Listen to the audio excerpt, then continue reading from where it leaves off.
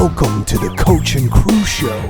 And now, the host of the Coach and Crew Show, the coach, Charlie Krause. Welcome to the Coach and Crew Show. I am your host, Charlie Krause, along with Tantor. We're breaking down media days, the SEC most opening statements. Well, I hate opening statements, and I really don't see the point of it. And more specifically, the SEC West.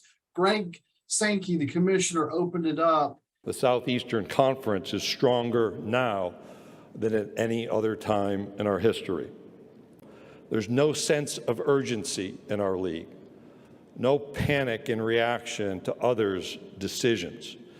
And goal number one was no major bombshells this year, because Texas and Oklahoma was the major bombshell last year. He also made reference that they are the first true superpower, and he was clear, we don't need to pursue.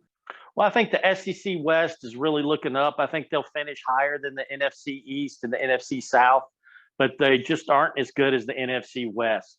I think they'll finish behind them.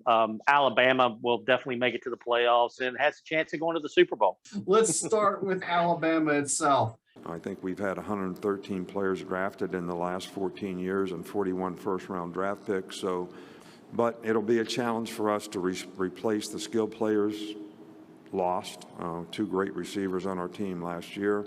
We've got some significant challenges in replacing, some offensive line people, which, Bryce Young is a great player. He's a great leader. He's a great quarterback, obviously.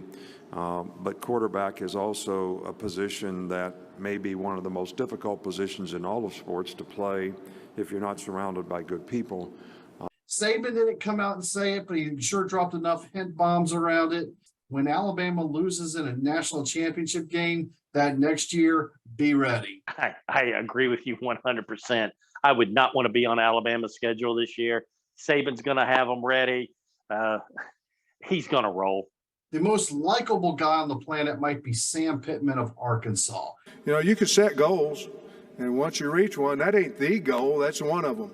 And once you reach that goal, we're going to celebrate it, and then we're going to move on. And that helps with recruiting, and that helps down the line. Coy, Arkansas's got a good squad, and they got a good team.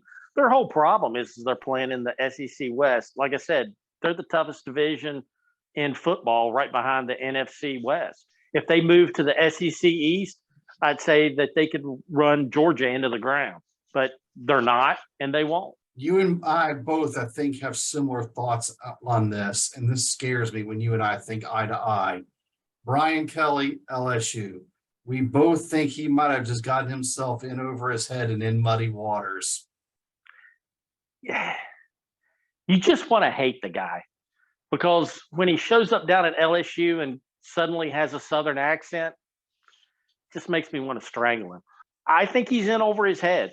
That's my opinion. My 100% opinion is he's in over his head at LSU. Mississippi State, first off, it's awesome because you never know what you're going to get from Mike Leach as far as comments and what sidebars he's going to come up with and what anecdotes he's going to come up with. there's not a lot of Roadrunner, Wile E. Coyote, who you ambushed and fooled the other guy, and then you walk away laughing like Muttley after, the rock fell on the guy or something like that. I mean, so at the end of the day, as unconventional as he is, he's mad genius, if you will. If you have an accurate quarterback, that offense will work.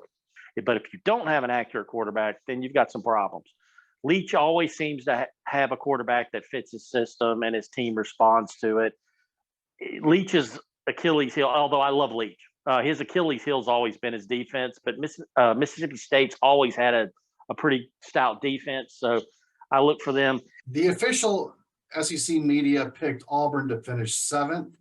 Mostly, I would assume, not just because of the February drama. I know some of you out there looking at me didn't expect me to be here. And what it did, it was united our football team.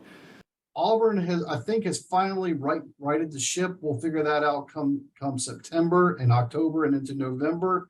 But at the end of the day, they have not announced a starting quarterback. And if you go through the laundry list of quarterbacks in the SEC alone, you have to have a quarterback to produce. Well, as I've always said, I like the Auburn coach. He just stepped into a bad situation. When someone goes to coach at Auburn, they seriously need to study that university because Auburn's biggest enemy is Auburn. I've said it before. In Auburn, it's a circular firing squad, aim right and fire, and they kill each other off. They ran off a coach that won a national championship for absolutely no reason whatsoever. They need a quarterback. Sure, they do.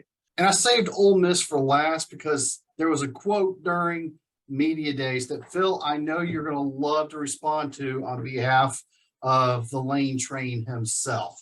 The quote reads, "You legalize cheating, so get ready for the people that have the most money to get the best players." And there you have it. Quote, Lane Kiffin in response to the NI deals and them being unregulated. So two-part conversation. One, Ole Miss, because of success, now has to replace both coordinators. And then I'll just let you expand on your theory of your take on the NIL out of control nightmare that currently is presenting itself to college athletics. Well, number one, I'm always in favor of players getting paid.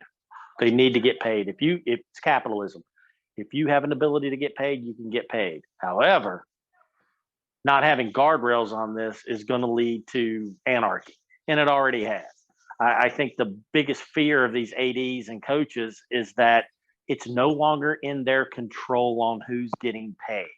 A booster can come in and drop some serious money and get the athletic department in trouble. I guarantee you within 5 years, there's going to be a massive class action lawsuit involving Title IX against the universities, because what you're going to have is inequity. You're going to have a very few male athletes getting paid, and you're going to have everybody else not getting any money. And some lawyer's going to come up with a class action lawsuit, and they can't control NIL. It's out of control now. But, Ole Miss, don't complain. They went to my university and stole some players by paying them, and it's legal. And having Lane Kiffin talk about cheating,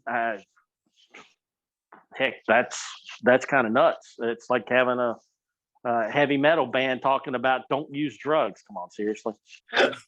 And there's the line of the day by the Tantor. All right, folks, that's our SEC Media Week wrap up.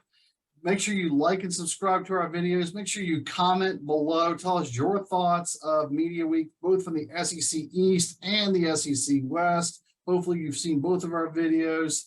Thanks for watching, and be on the lookout for what's next as ACC Media.